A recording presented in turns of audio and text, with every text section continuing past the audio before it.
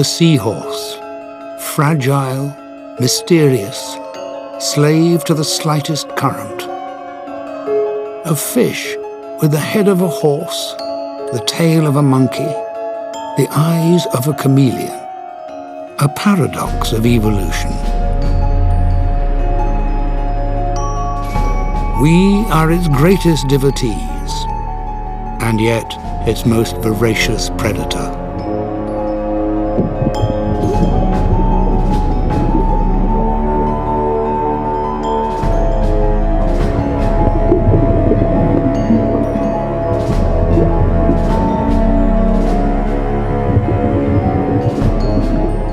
Harvested in vast numbers to feed the ever-growing demands of traditional Chinese medicine, this extraordinary creature will almost certainly be extinct within the next 20 years. Millions have been spent trying to avert this. Every effort has failed. One man refused to give up.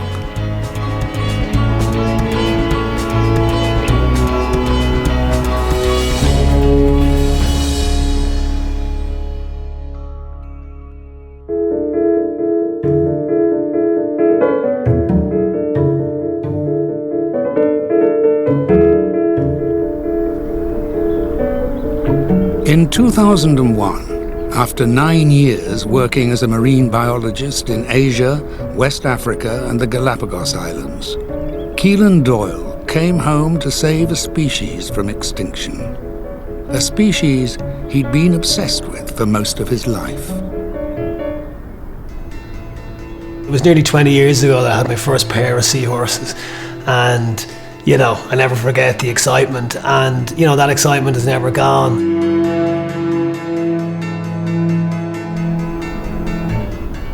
Here in Connemara on the west coast of Ireland, where the seawater was cleaner and more pure than anywhere else in Europe, Keelan Doyle rented a tiny cottage and established the country's first seahorse farm.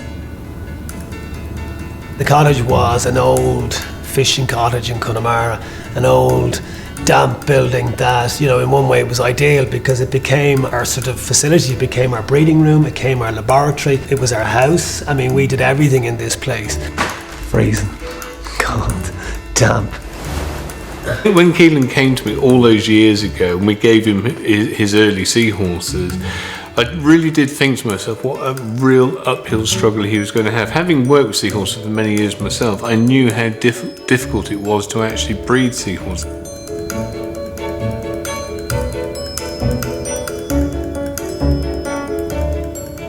We started off with little sort of tanks and we got our first few pairs of seahorses. It was amazing because before we knew it, we were out the door with seahorses. I mean, we had 3,000 seahorses in our first 6 months. It's very easy to get seahorses to have lots of babies, but the real problem comes in trying to keep those babies alive. We used to cycle down on our bikes. We used to collect our containers of salt water off the shore. We'd come back, we'd do our water changes, and this was sort of science in action, but before we knew it, we'd actually outgrown the cottage and we had to try and move.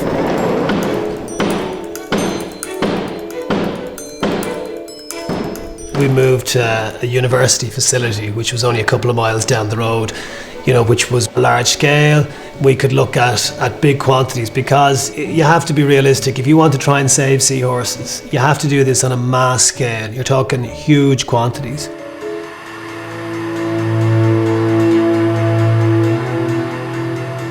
You have to realise that nobody has ever done this, ever. Everything is a first, and you have to go through every single problem, every single difficulty. And I mean, by God, did we have them. The animals Keelan was nurturing were uniquely delicate, highly susceptible to disease, with feeding and breeding habits unlike those of any other fish.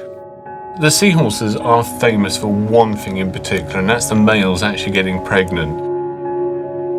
A lot of people just think it's a surrogacy, he's carrying fertilised eggs inside him, but he's actually truly pregnant.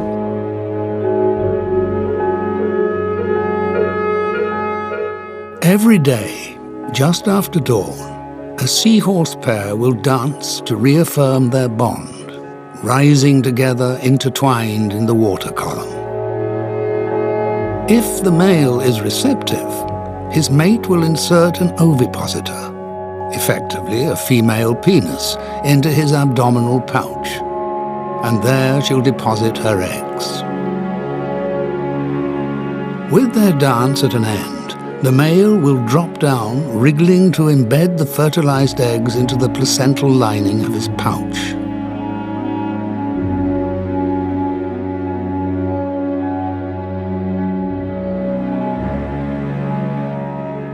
For the next 14 days, the pair will repeat their dawn waltz until, swollen to near bursting, the male is ready to give birth. This is a true labor, with contractions that will go on for hours. Finally, the male will deliver the first of up to 1,000 fully formed miniatures of himself.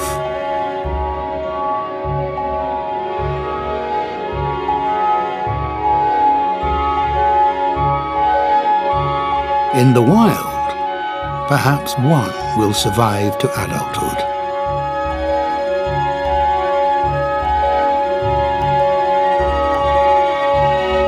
Having given birth, the male will have about an hour to recover, at which point his mate will impregnate him again. Breeding seahorses is an extremely difficult thing. If it was easy, everybody would be doing it. I mean, we had continual problems. I mean, we had problems with parasites that were eating our seahorses. We had problems with gas in our seahorses and they couldn't swim. They were floating upside down. We had problems with the tails were all becoming rotting and curled. 5 years later, in a last attempt to keep the project alive, Keelan moved his entire operation from the pristine isolation of Connemara to a busy industrial estate in Dublin.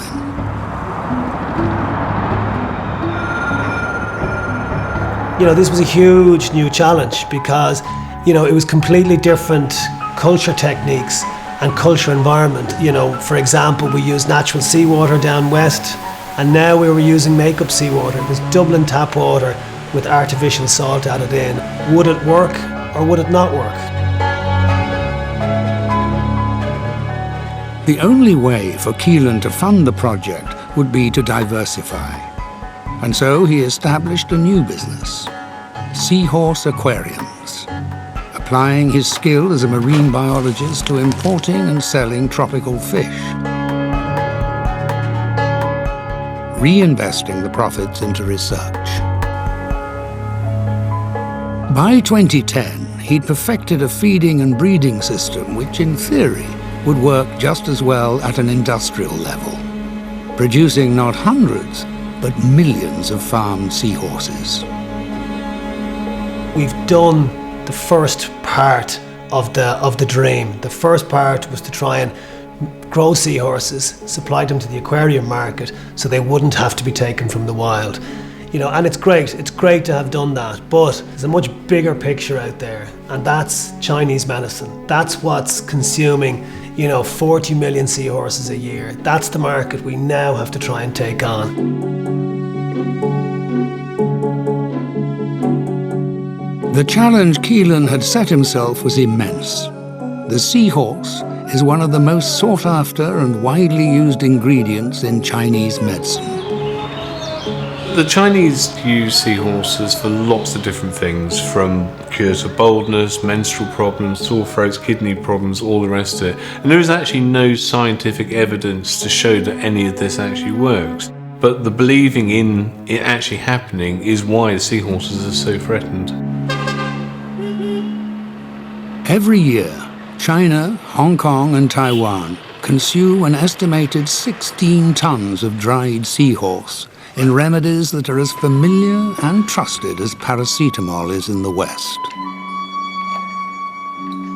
The only way we're going to save seahorses is to have an integrated approach. It's conservation through cultivation, where we can farm the seahorses, supply them to the existing markets, and we can give the seahorse fishermen an alternative income. We have to address it. We have to do something about it. And Keelan is one of those sort of people that he's almost like a visionary in some ways. He looks beyond just the beautiful animal. He looks beyond that. He looks at the issues, the problems that are actually facing them, and he's trying to address it. He's actually doing, in my mind, practical conservation. In the summer of 2010, Keelan returned to the Far East, where he'd worked as a graduate marine biologist, to see the problem for himself. One of the things that controls the trade of seahorses and a lot of other species is actually CITES, which is the Convention in Trade in Endangered Species. They list the species and their status in the world, and every single seahorse species is either listed at risk or is endangered. CITES are telling us that about 20 million seahorses a year are being sold in Chinese medicine.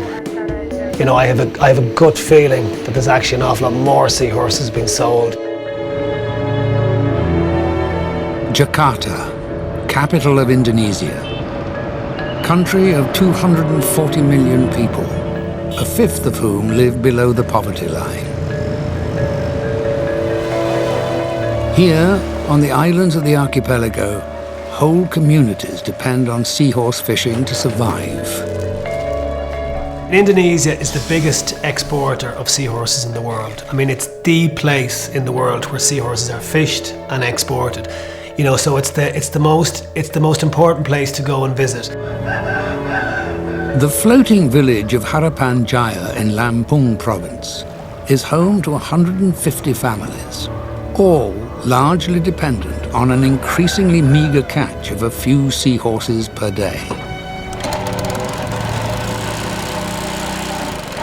The biggest collectors of seahorses in the wild are actually indigenous peoples. They're people that are on subsistence wages, they have very little income, they don't get much fish from their local seas anymore because they've overfished it, it's disappearing very rapidly. So they're having to look to other ways of actually making a living. The seahorse fishermen in Indonesia, it's very low tech, it's very artisanal, where basically you have, you know, everybody from local children to the fishermen who literally, you know, go out in their small boats and they snorkel down and they find and catch the seahorses.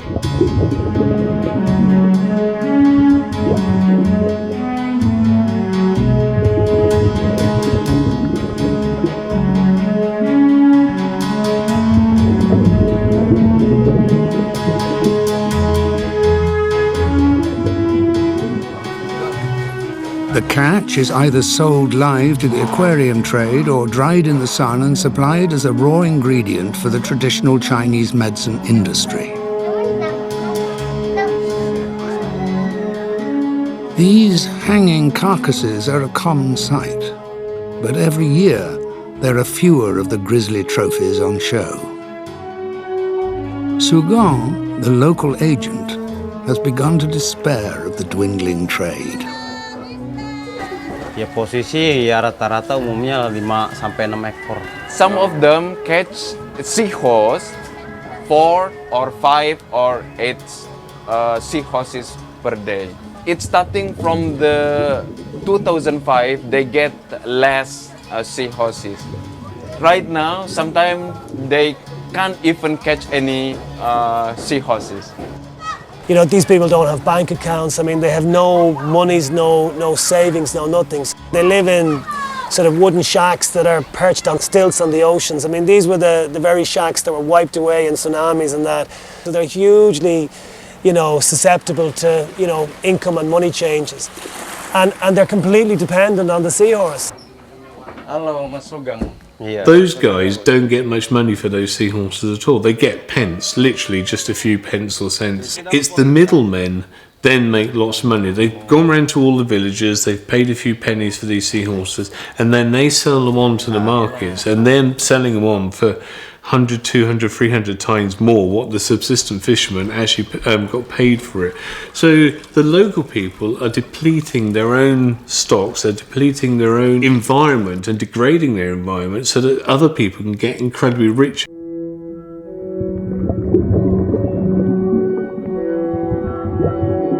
Seahorses, with their disproportionately tiny fins, are poor swimmers that usually remain in the same small area for life. But they're not entirely helpless.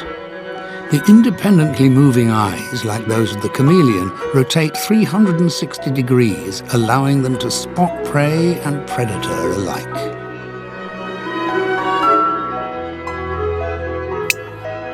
With an audible pop, a trigger mechanism in the jaw simultaneously sucks in and disintegrates the tiny shrimp on which it feeds. Debris is puffed out through vents in the back of its head. It's little wonder that seahorses in the ancient world were often depicted as dragons of the ocean. Masters of camouflage, they can change color and even extrude spines to blend in with their surroundings. An effective defense against all predators, bar one. Seahorses tend to live in seagrass beds. So what happens is they develop these rakes where they literally push them through the seagrass beds. And what happens is they rake up or they catch anything that holds on to the seagrass. And seahorses, this is how they survive. So as they push the net through the seagrass, the seahorse gets caught in the net and the fisherman just literally then catch it. So it's a very easy way, and the seahorses are very susceptible to being caught in this fashion. This is one of the problems because it's not like large tuna fishing or large cod fishing where you need very high-tech equipment to try and find the seahorses. In these areas, the seahorses are on the shore. They're very close to where the people live. So, anybody from a young 6-year-old to an 86-year-old can literally go out and can swim down and can catch the seahorses. So, they're extremely susceptible to overfishing, and this is a big, big problem.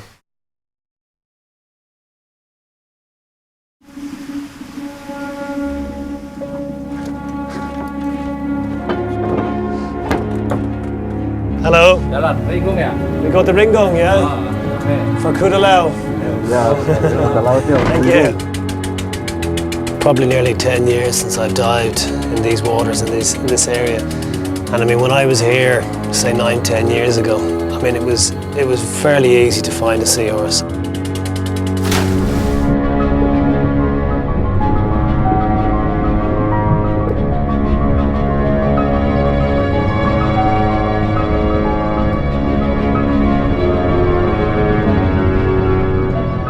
There was 8 of us in total in the water, and I mean, we were in for hours upon hours, and we found 3 seahorses.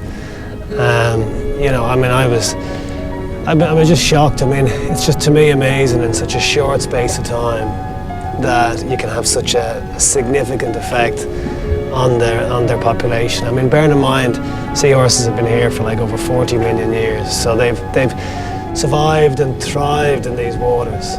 And in a period as short as 10 years, you're talking about at least a 10-fold sort of decrease in their numbers.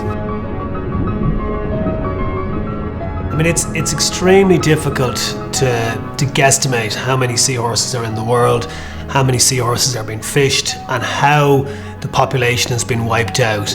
However, I mean, there has been some very good work done, most notably by Project Seahorse and CITES, where in the 90s and early 2000s, they carried out global surveys of seahorse populations. And, it very alarmingly showed that seahorse populations were being wiped out between 50 and 80% over a 5 to 10 year period. So, you're not talking about a slow decline, you're talking about an absolute decimation of the seahorse populations. Legally traded by over 75 countries, from Taiwan and the Philippines to Italy, Ecuador and the United States, the world's single largest consumer of seahorses is China. Keelan was headed for the fishing village of Yaqiu in the municipality of Shanghai, a place where no Western crew had ever been allowed to film before. Here too, Overfishing is decimating the seahorse population, even though it's not a target species. It's a bycatch, scooped up by increasingly sophisticated fleets trawling the sea for other types of fish. In the face of such a vast, indiscriminate harvest, the seahorse doesn't stand a chance.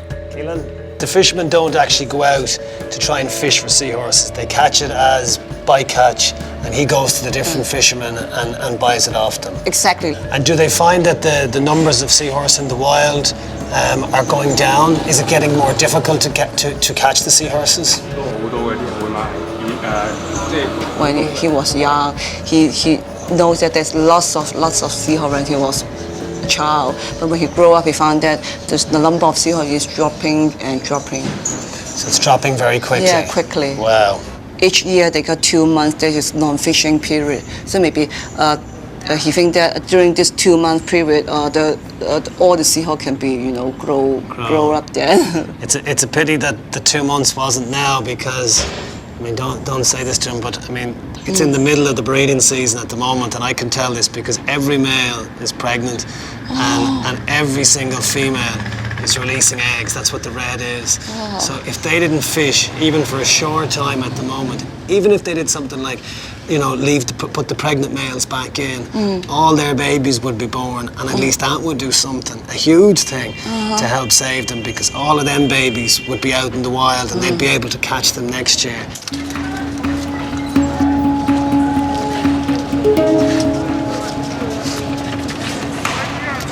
I'm talking to the fishermen here. They're saying that there's about 4,000 seahorses caught here every day. I mean, there must be thousands of these fishing villages all around the coast of China. And if each port is catching 4,000 seahorses a day, I mean, there must be hundreds of thousands caught on a daily basis. And every one of them is shipped to the main cities around China, if not small villages. I mean, it's a mass market, an absolute mass market.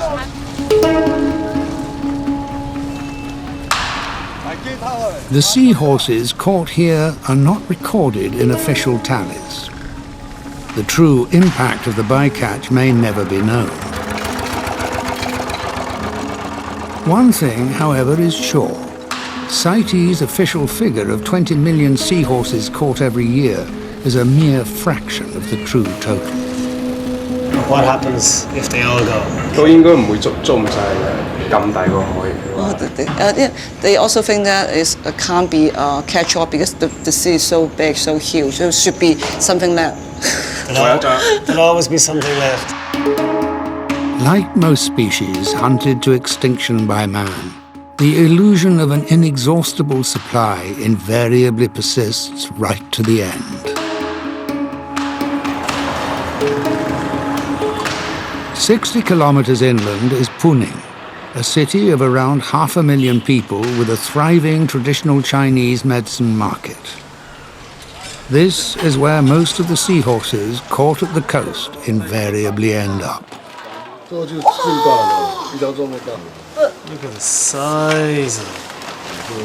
That seahorse is at least 12, 14 years old. I mean, that's the biggest seahorse I've ever seen. That is just 12 to 14 years old. At least.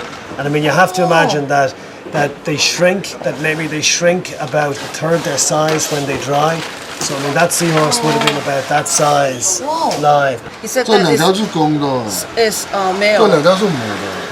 It's a female. He got that one wrong anyway. Okay. As long as so that means he's selling pairs to people, telling them they're pairs, and they're actually. It's not the wall match. It's the wall match. Maybe it's gay seahorses or lesbian seahorses. That's interesting to know. Yeah. Can you ask him how many? I mean, how many does he sell every day or every week? Because we are interested in supplying, so to get an idea. But it's hard to tell. It's no exact figure. He doesn't want to give the figure, I think. Oh no, Tell him I want to buy 4 of his biggest seahorses to help my kidney. 不好意思，打扰了。 I'm after purchasing the biggest seahorse that I've ever seen in my life. I mean, this is at least 12, 14 years old. You can see the male pregnant male. So again, he was caught full of babies. This guy would hold up to maybe 3,000-4,000 juveniles. So I mean, you haven't just killed him, you've killed another maybe 4,000 along with him. It just fails me to understand why somebody doesn't see, you know, in every other country in the world, pregnant fish are basically release the young, and then they refish them, or else they keep them in cages and then they kill them. Seahorse is not the only endangered species on sale here.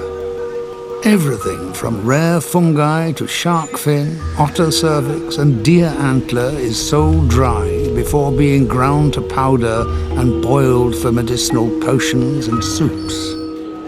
I mean, we've been told that the average person takes 3 seahorses a week, okay? We've even estimated that 1 seahorse a week. We've gone conservative. And if 1 in every 1,000 Chinese person takes seahorses, that's 190 million seahorses a year that is consumed. I mean, that's just in China alone. Bearing in mind that 20 million is the amount for the whole of the world, not just China.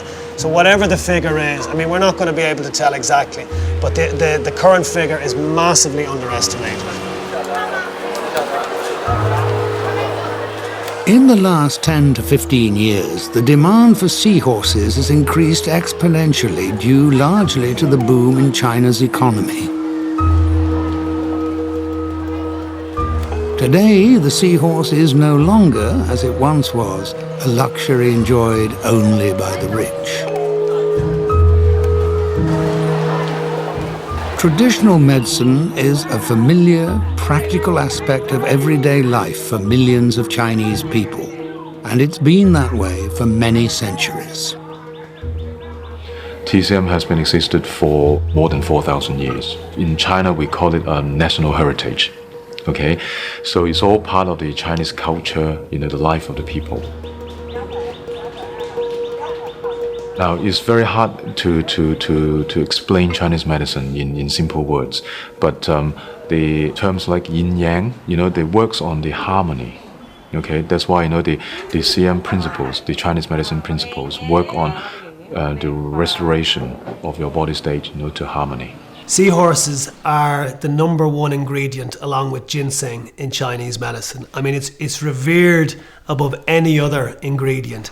It's a hugely expensive, but it's hugely valued, and you know, it's reputed to do pretty much anything. It's mainly used as natural aphrodisiacs. It's also reputed to help insomnia, mild depression, baldness, you name it, pretty much seahorses can do it. It's like a magic pill. The southern city of Guangzhou is home to one of the most respected research hospitals in all of China. Established in the 1930s, highly funded and well equipped, its doctors are skilled in the application of both traditional and Western medicine. When you go to see, you know, the Chinese medicine practitioners, and they tend to spend more time with the patients. Okay, they will talk through, you know, yourself, you know, your person, you know, your lifestyle, and then they will look at the whole body. You know, the eyes, you know, the tongue color, you know, even, you know, the features of your tongue can tell a lot about, you know, some of the symptoms or illnesses in your body. Okay, together they feel the pulse. Okay, and then just looking at you, even, you know, sometimes, you know, the tone of your voice, you know, the color of your skin, you know, these sort of things, you know, all embrace into the whole system. I thought the TCM hospital was amazing. To be completely honest, I mean, I'd expected a dingy, rundown sort of witchcraft type of place with doctors prescribing all these kind of crazy things, and the hospital was absolutely state of the art. It was clean, professional, it was organised, and God, it made me feel shamed, as I had thought the otherwise, which was prejudice, snobbery, whatever. And yeah, I mean, TCM is a lot more professional than I would have anticipated. You need to pay attention to your lung and your kidney. Do you need to go to toilet during the midnight? Yeah, sometimes. Sometimes. I had a very serious stomach operation as well. Oh, so that's Professor Law suggested maybe you need to borrow some Chinese soup, which it's a bit like the herbal cuisine, you know. What ingredient he suggested maybe you can use the seahorse because seahorse is good for man. So I'll be good again. Yeah, sure. Yeah. Next door to the TCM clinic is a restaurant where medicinal prescriptions are literally served up. Keelan was about to do something that until today he'd never have considered. Yeah, I mean, I heard so much about seahorses and their medicinal benefits. I mean, one of the things they talk about is that they contain all these amino acids and super vitamins. And, you know, to the extent that you're actually starting to think, Jesus, you know, maybe they do have a positive benefit. You know, and maybe when all these seahorses die of old age back in Ireland, I should be holding on to them, keeping them for me breakfast.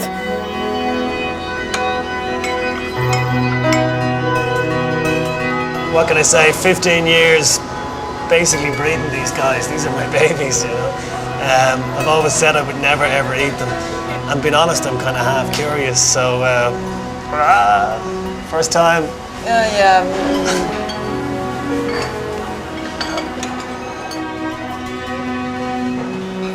It's absolutely remote.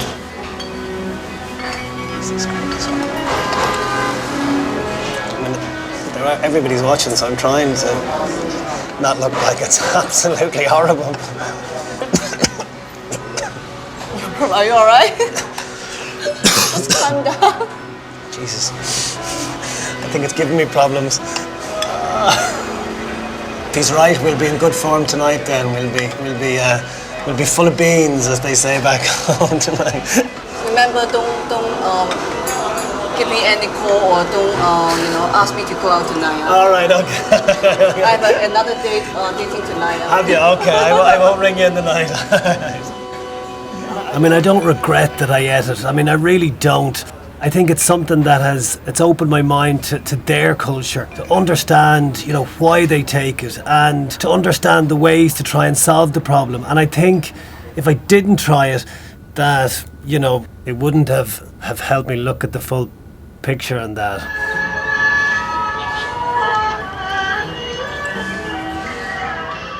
You know, many Western people really look down on Chinese people for their use of seahorses, etc. And, you know, while I'm not saying that it's a positive thing, obviously, that they do it, but it's their culture. It's what they do, it's what they've known. You know, I mean, Europeans, for example, are no better or no worse. I mean, we're wiping out tuna fisheries and fisheries off Africa and what have you as we speak. And what we really want to do is try and work with Chinese people rather than work against them. And I think if we can, in particular, get young Chinese people to believe in what we want to do, I think that's really where we're going to have the most chance of success. Qingping is the largest of Guangzhou's many street markets. Each morning, tens of thousands of shoppers come here to buy everything from flatfish to scorpions. Seahorses are in such high demand that some stores carry nothing else. Oh, I'm just completely shocked. I mean, we're in one shop of about 50 in the market, and I mean, I've just seen more seahorses than I've seen in my entire life. I mean, they're everywhere. I don't know what to say. This is unbelievable. Let's have a look inside just to get a scale of it. Jeez.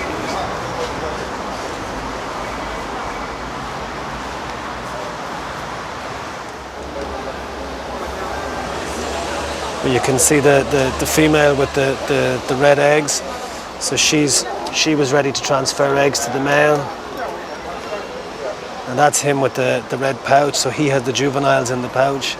So again, and this is such a critical thing, I mean, you haven't just killed 2 seahorses there, you've killed many thousands that they were actually about to produce. And that's just it's so stupid, you know. I mean, this is so much bigger than people realise. We estimate from talking to the sellers there that they sell about 20 million seahorses in one market. I mean, bearing in mind that 20 million seahorses was the total annual amount of seahorses that was reported to be sold in Chinese medicine. And yet, in one little market, in one town in China, we have seen an amount similar to the global estimation of seahorses. Every year, China spends millions of yen researching the science of its traditional medicine, endeavoring to find new ways of merging ancient Chinese and modern Western techniques. There's a trend for the international community to call for better understanding of the Chinese medicine, call for better science and evidence to support the traditional use. We have a project working on irritable bowel syndrome. This is a functional disorders affecting a lot of people, and there are no good prescriptions by Western doctors. That's why we put the team, a gastroenterologist and a Chinese medicine practitioner together. Now, obviously, the research is ongoing, but we're already seeing some promising data coming out. So the whole thing is try, to get it more in sync with the modern life, so that we can sustain the culture and tradition, but at the same time can still tap into the advent of science and technology in the modern day.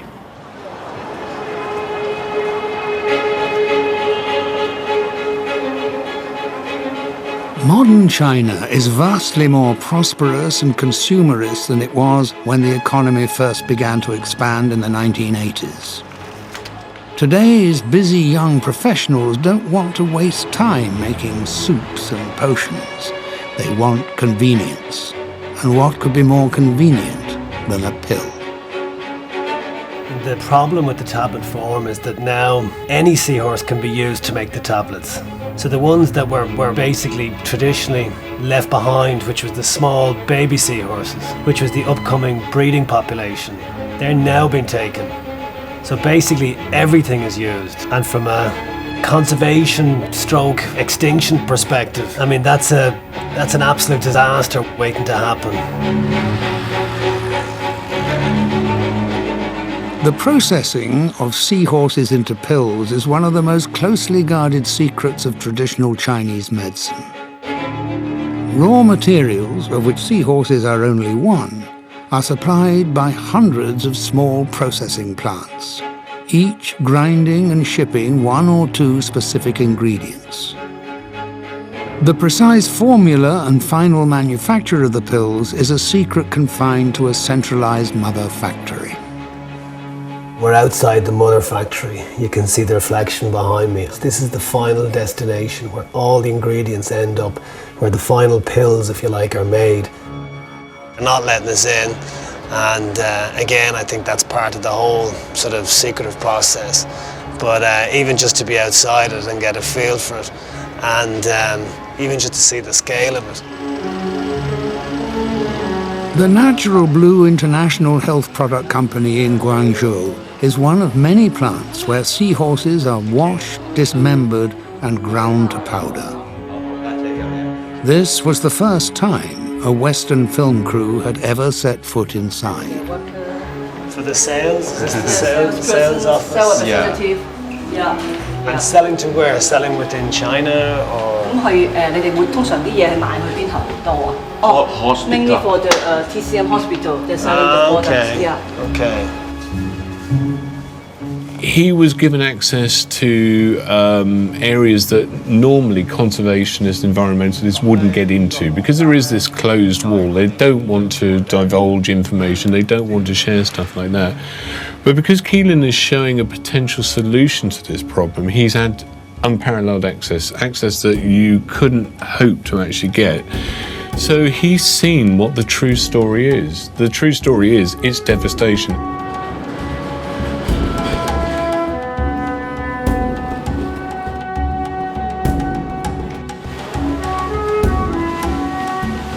There is such secrecy. I mean, the Chinese, they don't want anybody to know what they do. I mean, it's never, ever, ever, been seen on camera by Westerners, what's going on in terms of grinding up thousands upon thousands of seahorses.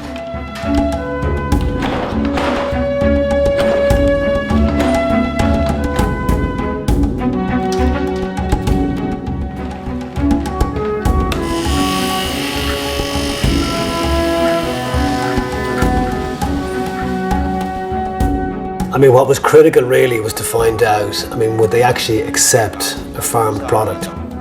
Yes, of course they're interested in buying the seahorse from you, mother breeder. But the main concern is that they would like to know the price. The price is the most important issues for them, especially they're doing business. How many seahorses do they go through a year at the moment? And if they're happy with the price with us, how many would they want a year? So the amount of seahorse, the demand of seahorse is increasing yearly by yearly, you know. So it's very hard to tell this one what exactly the consumption of the seahorse, but it. Mr. Han, Tony just said it's around one tons per year at least. So it all depends. If he thinks that the price from you is reasonable, he can get whatever you have. You say a ton. Is that a ton that Mr. Tony uses for his factory? Yeah, and sometimes it will be, the amount will be much higher than this. 1,000 kilos just in this small factory. To be honest, I'm still in shock that, I mean, we actually got into the factory. I mean, no other Western people have ever been allowed inside, you know, a TCM factory that uses seahorses. And I mean, the only reason we got in is because basically we want to supply them with seahorses. And they need our seahorses. They're struggling to get them. The price is going up massively, they say, in the last 5 years. And, you know, there's no point kidding ourselves. You know, the only reason they're letting us in is because they need what we've got.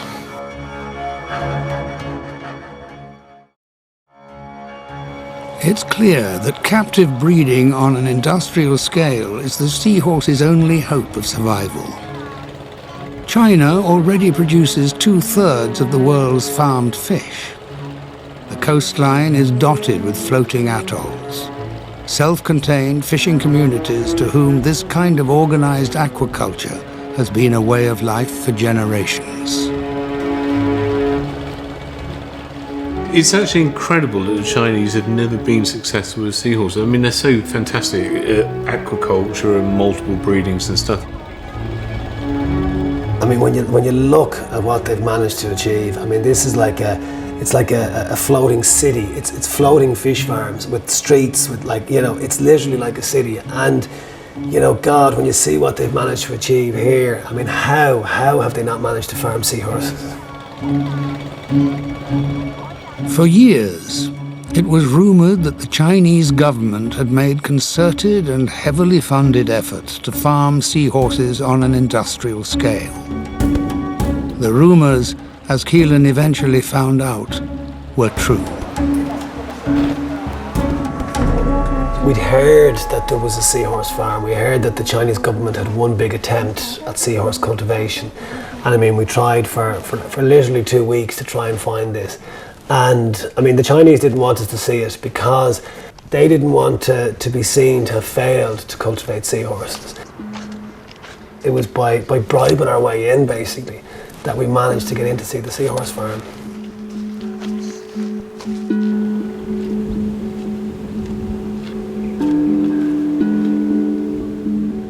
This deserted facility at Lufeng City was abandoned in 2007, having tried for 5 years to breed seahorses without success. And basically, the Chinese government, we've been told, have invested over 1 billion YMCs, which is the equivalent of 100 million into seahorse production. I mean, we're not sure if this is their only facility or if they have several like this, but you can be pretty sure there's a hell of a lot of money that's been spent into this place. I think that they've made, you know, basic errors. For example, I think the whole water quality issue, they've pumped water from the sea. I think they pumped it from near shore. The quality wouldn't have been great. I mean, this is basically the filtration. This is like our sand filter, but it's their equivalent. So all the water gets pumped in, right? It all comes in, it goes down through the sandbags basically, and then it moves through the plant. So the idea was that this takes any of the kind of heavy crud or anything out of the water. But I mean, that's basically it. That was their whole filtration. And I mean, you can see all the crap that it filtered out. I mean, fundamental errors, if you know what I mean. Little things, and that's the whole thing about what I'm seeing here. It's just small little things would have made such a difference, you know.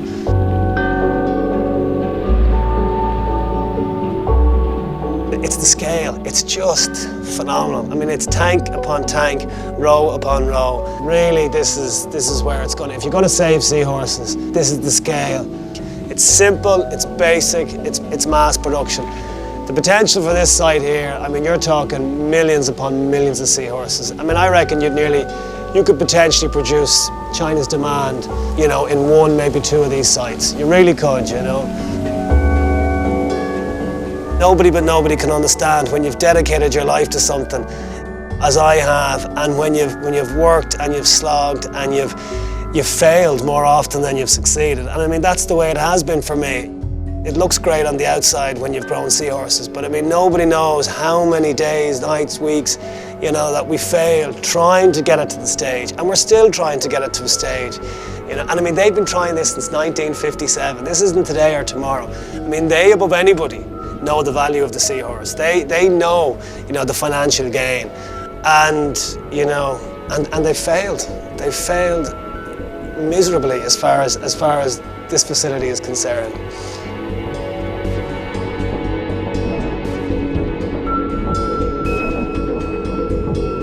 I mean, we've regressed. Seahorse populations are continue to dwindle. All attempts at seahorse farming are either not working or else they've closed.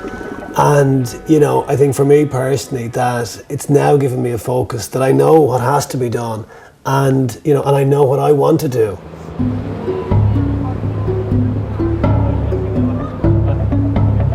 The final leg of Keelan's journey would take him to the heartland of the Chinese seahorse trade, Hong Kong. Here he arranged a meeting with the influential and powerful Hong Kong Merchants Association, a group of businessmen who between them control the city's prime TCM outlets.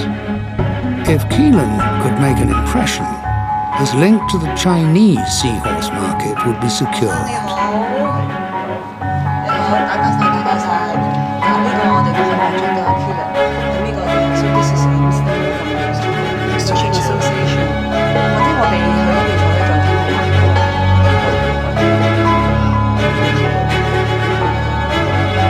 First of all, can you tell the Merchants Association that thank you very much for having me here today. I'm delighted to be here. 咁首先我Keelan 就話好多謝咁多今日咧抽時間嚟接受我哋個訪問啦，唔該晒咁多位先。I mean, how many shops would be based here in Hong Kong? 即係基本上就係啲會員每一個即係。First of all, they just want to make it clear that the member of the association is 600 to 700 member, but actually all over Hong Kong for the TCM shops is around 6,000. 6,000 shops in TCM Hong Kong. shops. And how many of them would sell seahorses? 起碼有90%。 Around 90%. 90%, Wow. yeah. Is there a size limit on the size of seahorse that they can use? 佢西鐵限制嘅，而係我哋 If the seahorse size is smaller than 4 inches, they won't import it. Okay, so 4 Yeah. inches is the size. Okay. The reason of that is because the size of seahorse should be already give birth. So Yeah. if they only use seahorses that are 4 inches or over, what they believe is that they've already given birth and will help save the future life, seahorses. yeah, the wildlife. Wow. That's what they believe. How wrong they are. Don't say that. So can you ask them would they be interested in buying captive bred seahorses? 佢想問你有冇興趣買啲人工培植嘅海馬喎？好想啊！ Yeah, 希望佢哋 definitely. Yeah. 培多啲，即係同經濟效益嚟講。 So, generally speaking, the quantity of the seahorse you can provide with them, let's say, Yeah. how many per year, let's say? Well, at the moment, you can explain to them that we are producing many thousand seahorses, which we supply to the aquarium market. That's why we changed that's why we supply the live market. Okay. The reason for coming here was to see, is there a market for the dried product? Okay. And I think from meeting them here today, the answer is yes. 你放心啦，啲老鵝做嘢就一定係咩？咁 so would you like to show them? Yeah, just to show them. These are one of the tanks we have. So these are the seahorses at they're about 6 weeks of age. 呢個就係6個星期嘅。 Couldn't have gone better. I mean, they want to work with us. They want to buy captive bred seahorses. They want us to help them, to show them how to farm seahorses. I mean, all the questions, all the aspirations I had, I mean, they have given us a massive thumbs up to everything, because you know, they realise it's the only way.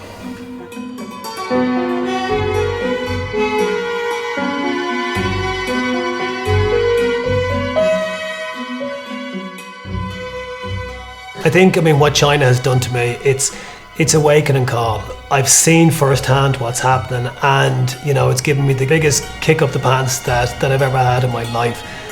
You know, we thought there was about 20 million seahorses a year being taken for Chinese medicine. You know, we now realise you're talking about 150 million seahorses. You're talking about a wipeout of a species that has been with us for over 40 million years. And our research shows that seahorses are going to be wiped out in the next 10 to 20 years. We have one last opportunity now to try and do something. Since returning to Ireland, Keelan has continued to work with the Hong Kong Merchants Association and the Natural Blue Processing Plant at Guangzhou. In 2011, he established an alliance of marine experts, TCM wholesalers and business groups to share their knowledge. We're going to try and educate young Chinese people. We're going to try and encourage them to get involved, to make them aware that seahorses are being wiped out. We've set up an organisation called SOS, Save Our Seahorses. And the plan is, first of all, we want to try and stop the fishing of pregnant male seahorses. Number 2 is marine reserves, to join the campaign to have protected areas where seahorses can live in harmony and can breed and spawn, and it'll help maintain the population. Number 3 is the conservation through cultivation. It's been the plan from day one. It's to breed seahorses, to supply existing markets, and to now do this in Asia. We now know we have the support. We now know they'll work with us. It's a case of putting the organisation in place to go out there and to do it. We now know seahorses, along with current predictions, are going to become extinct in the next 10 to 20 years. And that means gone, and gone forever. And this is happening in our watch, and I think we all have to ask ourselves, is that something we're happy with? Is that something we can look ourselves in the eye and say, we want that as our legacy? And in particular, to look at our children and say, that's what we've left behind.